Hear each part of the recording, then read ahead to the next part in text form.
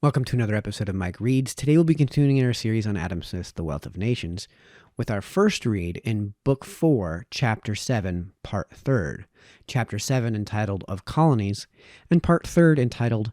Of the Advantages Which Europe Has Derived from the Discovery of America, and from that of a passage to the East Indies by the Cape of Good Hope. This is going to take either 5 or 6 reads, maybe as much as 7, so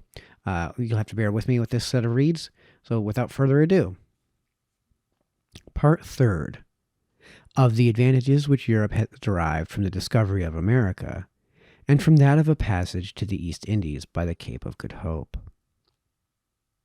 Such are the advantages which the colonies of America have derived from the policy of Europe.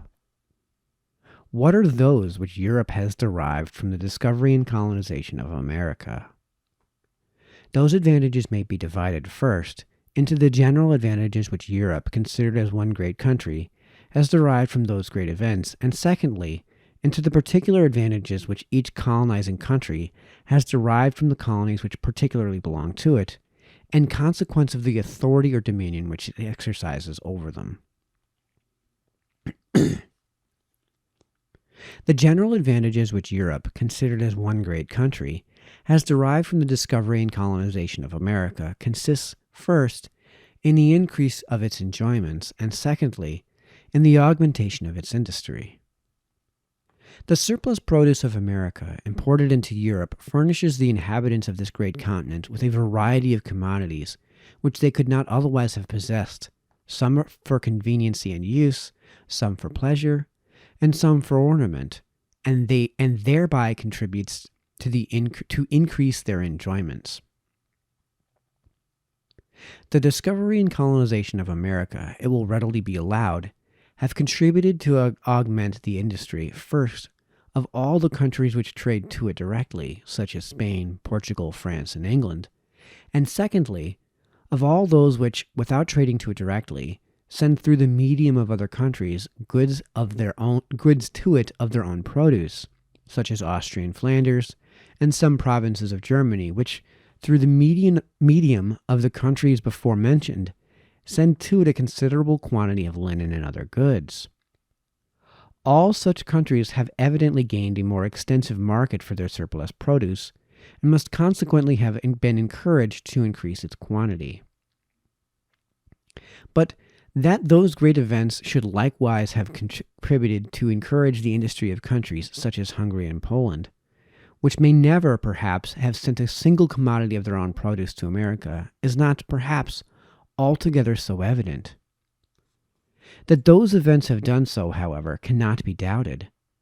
Some part of the produce of America is consumed in Hungary and Poland, and there is some demand there for the sugar, chocolate, and tobacco of that new quarter of the world. But those commodities must be purchased with something which is either the produce of the industry of Hungary and Poland, or with something which had been purchased with some part of that produce. Those commodities of America are new values, new equivalents, introduced into Hungary and Poland to be exchanged there for the surplus produce of those countries. By being carried thither, they create a new and more extensive market for that surplus produce. They raise its value, and thereby contribute to encourage its increase. Though no part of it may ever be carried to America, it may be carried to other countries which purchase it with a part of their share of the surplus produce of America, and it may find a market by means of the circulation of that trade which was originally put into motion by the surplus produce of America.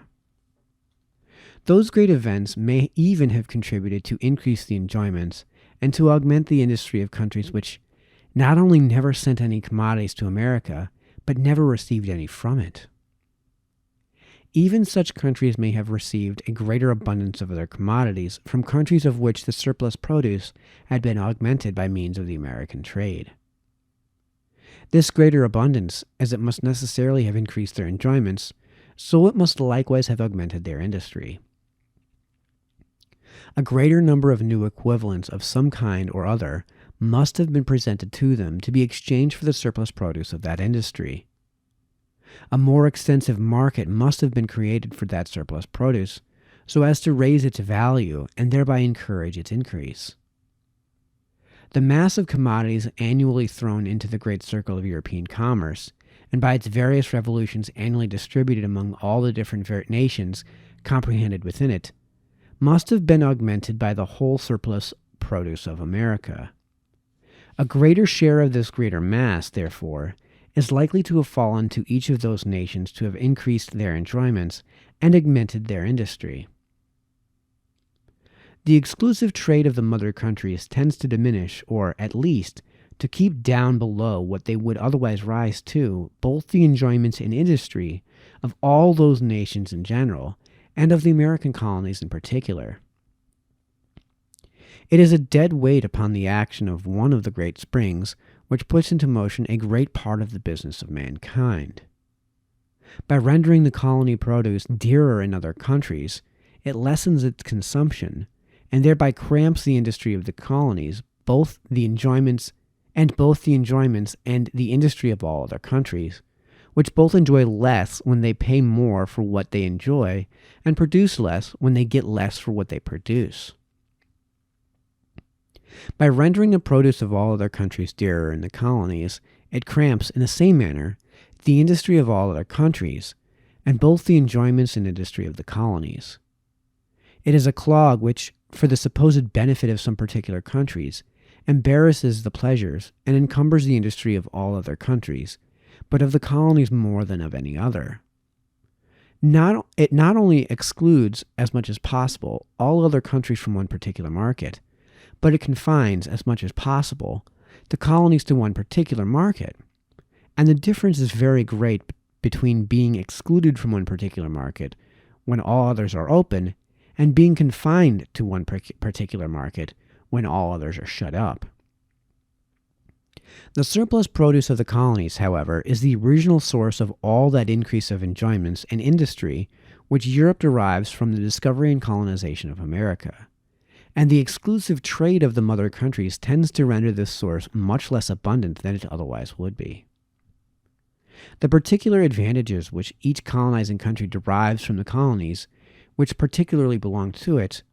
are of two different kinds. First, those common advantages which every empire derives from the provinces subject to its dominion, and, secondly, those peculiar advantages which are supposed to result from provinces of so very peculiar a nature as the European colonies of America. The common advantages which every empire derives from the provinces subject to its dominion consists, first, in the military force which they furnish for its defense, and secondly, in the revenue which they furnish for the support of its civil government. The Roman colonies furnished occasionally both the one and the other. The Greek colonies sometimes furnished a military force, but seldom any revenue. They seldom acknowledged themselves subject to the dominion of the mother city. They were generally her allies in war, but very seldom her subjects in peace. The European colonies of America have never yet furnished any military force for the defense of the mother country. Their military force has never yet been sufficient for their own defense, and in the different wars in which the mother countries have been engaged, the defense of their colonies has generally occasioned a very considerable distraction of the military force of those countries. In this respect, therefore, all the European colonies have, without exception, been a cause rather of weakness than of strength to their respective mother countries. The colonies of Spain and Portugal only have contributed any revenue towards the defense of the mother country or the support of her civil government. The taxes which have been levied upon those of other European nations, upon those of England in particular, have seldom been equal to the expense laid out upon them in time of peace, and never sufficient to defray that which they occasioned in time of war. Such colonies, therefore, have been a source of expense and not of revenue to their respective mother countries. The advantages of such colonies to their respective mother countries consist altogether in those peculiar advantages which are supposed to result from provinces of so very peculiar a nature as the European colonies of America, and the exclusive trade, it is acknowledged, is the sole source of all those peculiar advantages. In consequence of this exclusive trade, all that part of the surplus produce of the English colonies, for example, which consists in what are called enumerated commodities, can be sent to no other country but England. Other countries must afterwards buy it of her. It must be cheaper, therefore, in England than it can be in any other country, and must contribute more to increase the enjoyments of England than those of any other country. It must likewise contribute more to encourage her industry. For all those parts of her own surplus produce which England exchanges for those enumerated commodities, she must get a better price than any other countries can get for the like parts of theirs, when they exchange them for the same commodities. The manufacturers of England, for example, will purchase a greater quantity of the sugar and tobacco of her own colonies than the like manufacturers of other countries can purchase of that sugar and tobacco. So far, therefore, as the manufacturers of England and those of other countries are both to be exchanged for the sugar and tobacco of the English colonies, this superiority of price gives an encouragement to the former beyond what the latter can in these circumstances enjoy. The exclusive trade of the colonies, therefore, as it diminishes, or at least keeps down below what they would otherwise rise to, both the enjoyments and the industry of the countries which do not possess it, so it gives an evident advantage to the countries which do possess it over those other countries. This advantage, however, will, perhaps, be found to be rather what may be called a relative than an absolute advantage, and to give a superiority to the country which enjoys it, rather by depressing the industry and produce of other countries, than by raising those of that particular country above what they would naturally rise to in the case of a free trade. The tobacco of Maryland and Virginia, for example, by means of the monopoly which England enjoys of it, certainly comes cheaper to England than it can do to France, to whom England commonly sells a considerable part of it. But had France and all other European countries been, at all times, allowed a free trade to Maryland and Virginia, the tobacco of those colonies might, by this time, have come cheaper than it actually does, not only to all those other countries, but likewise to England. The produce of tobacco, in consequence of a market so much more extensive than any which it has hitherto enjoyed, might, and probably would, by this time have been so much increased as to reduce the profits of a tobacco plantation to their natural level with those of a corn plantation, which, it is supposed, they are still somewhat above. The price of tobacco might, and probably would, by this time, have fallen somewhat lower than it is at present. An equal quantity of the commodities either of England or of those other countries might have purchased in Maryland and Virginia a greater quantity of tobacco than it can do at present, and, consequently, have been sold there for so much a better price. So far as that weed, therefore, can, by its cheapness and abundance, increase the enjoyments or augment the industry either of England or of any other country, it would, probably, in the case of a free trade, have produced both these effects in somewhat a greater degree than it can do at present. England, indeed, would not in this case have had any advantage over other countries. She might have bought the tobacco of her colonies somewhat cheaper, and consequently have sold some of her own commodities somewhat dearer than she actually does. But she could neither have bought the one cheaper nor sold the other dearer than any other country might have done. She might, perhaps, have gained an absolute, but she certainly wouldn't have lost a relative advantage. In order, however, to obtain this relative advantage in the colony trade, in order to execute the invidious and malignant project of excluding as much as possible other nations from any share in it, England, there are very probable reasons for believing, has not only sacrificed a part of the absolute advantage which she, as well as every other nation, might have derived from that trade, but has subjected herself both to an absolute and to a relative disadvantage in almost every other branch of trade. When, by the act of navigation, England assumed to herself the monopoly of the colony trade, the foreign capitals which had before been employed in it were necessarily withdrawn from it. The English capital, which had before carried on but a part of it, was now to carry on the whole. The capital which had before supplied the colonies with but a part of the goods which they wanted from Europe was now all that was employed to supply them with the whole. But it could not supply them with the whole, and the goods with which it did supply them were necessarily sold very dear. The capital which had before bought but a part of the surplus produce of the colonies was now all that was employed to buy the whole. But it could not buy the whole at anything near the old price, and therefore, whatever it did buy, it necessarily bought very cheap.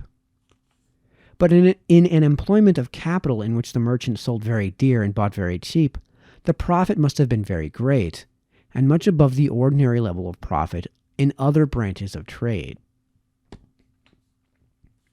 This superiority of profit in the colony trade could not fail to draw from other branches of trade a part of the capital which had before been employed in them. But this revulsion of capital, as it must have gradually increased the competition of capitals in the colony trade, so it must have gradually diminished that competition in all those other branches of trade. As it must have gradually lowered the profits of the one,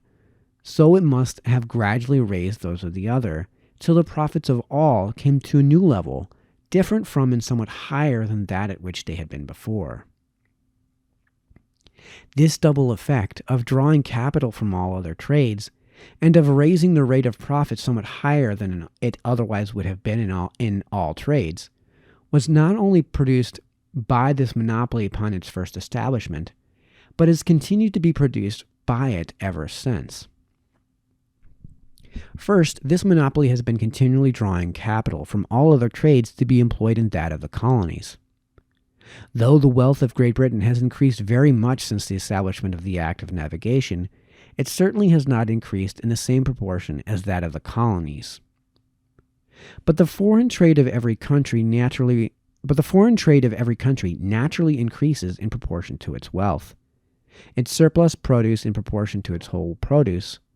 and Great Britain, having engrossed to herself almost the whole of what may be called the foreign trade of the colonies, and her capital not having increased in the same proportion as the extent of that trade, she could not carry it on without continually withdrawing from other branches of trade some part of the capital which had before been employed in them, as well as withholding from them a great deal more which would otherwise have gone to them.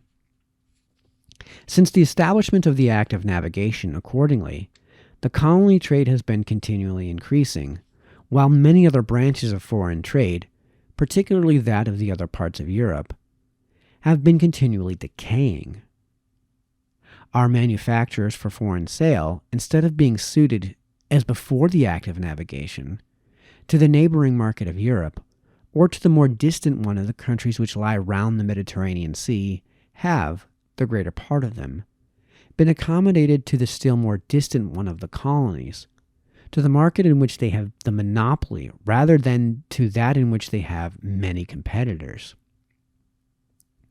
The causes of decay in other branches of foreign trade, which, by Sir Matthew Decker and other writers, have been sought for in the excess and improper mode of taxation, in the high price of labor, in the increase of luxury, etc., may all be found in the overgrowth of the colony trade. The mercantile capital of Great Britain, though very great, yet not being infinite, and though greatly increased since the Act of Navigation, yet not being increased in the same proportion as the colony trade, that trade could not possibly be carried on without withdrawing some part of that capital from other branches of trade, nor consequently without some decay of those other branches. England, it must be observed, was a great trading country. Her mercantile capital was very great and likely to become still greater and greater every day, not only before the Act of Navigation had established the monopoly of the colony trade, but before that trade was very considerable. In the Dutch War, during the government of Cromwell, her navy was superior to that of Holland, and in that which broke out in the beginning of the reign of Charles II, it was at least equal, perhaps superior, to the united navies of France and Holland. Its superiority, perhaps, would scarce appear greater in the present times, at least if the Dutch navy was to bear the same proportion to the Dutch commerce now which it did then. But this great naval power could not, in either of those wars, be owing to the act of navigation. During the first of them, the plan of that act had been but just formed. And though before the breaking out of the second it had been fully enacted by legal authority, yet no part of it could have had time to produce any considerable effect, and least of all that part which established the exclusive trade to the colonies. But the colonies and their trade were inconsiderable then in comparison of what they are now. The island of Jamaica was an unwholesome desert, little inhabited and less cultivated. New York and New Jersey were in the possession of the Dutch, the half of St. Christopher's and that of the French.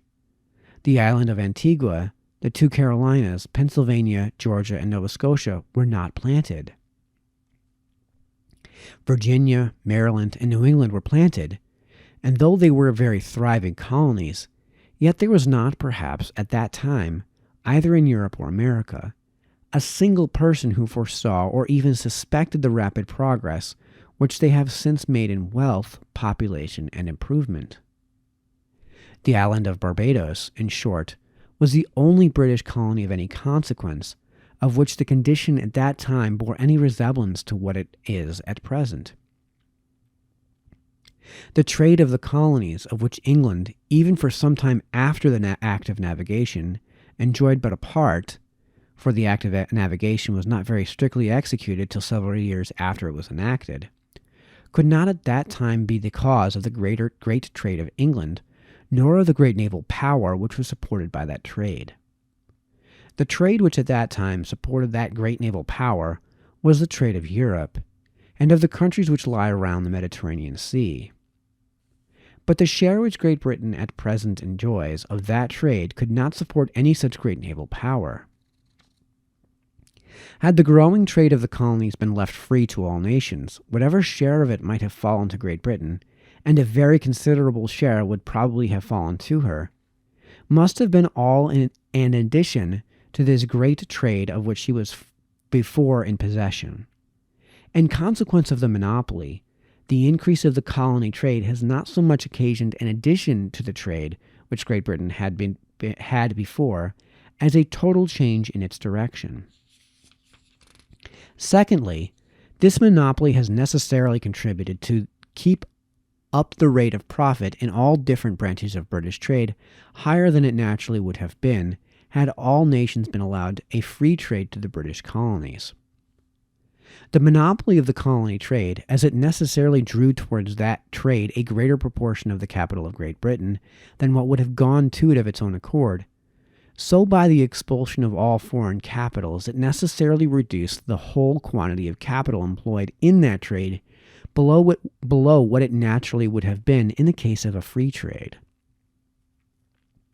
But by lessening the competition of capitals in that branch of trade, it necessarily raised the rate of profit in that branch. By lessening, too, the competition of British capitals in all other branches of trade, it necessarily raised the rate of British profit in all those other branches. Whatever may have been, at any particular period, since the establishment of the Act of Navigation, the state or extent of the mercantile capital of Great Britain, the monopoly of the colony trade must, during the continuance of that state, have raised the ordinary rate of British profit higher than it otherwise would have been, both in that and in the other branches of British trade. If, since the establishment of the Act of Navigation, the ordinary rate of British profit has fallen considerably, as it certainly has, it must have fallen still lower had not the monopoly established by that Act contributed to keep it up. But whatever raises in any country the ordinary rate of profit higher than it otherwise would be, necessarily subjects that country both to an absolute and to a relative disadvantage in every branch of trade of which he has not the monopoly. It subjects her to an absolute disadvantage, because in such branches of trade, her merchants cannot get this greater profit without selling dearer than they otherwise would do both the goods of foreign countries which they import into their own, and the goods of their own country which they export to foreign countries. Their own country must both buy dearer and sell dearer, must both buy less and sell less, must both enjoy less and produce less than she otherwise would do.